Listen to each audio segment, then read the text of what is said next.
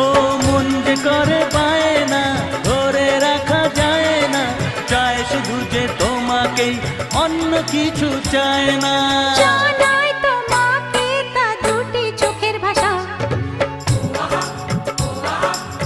এই তো ভালোবাসা।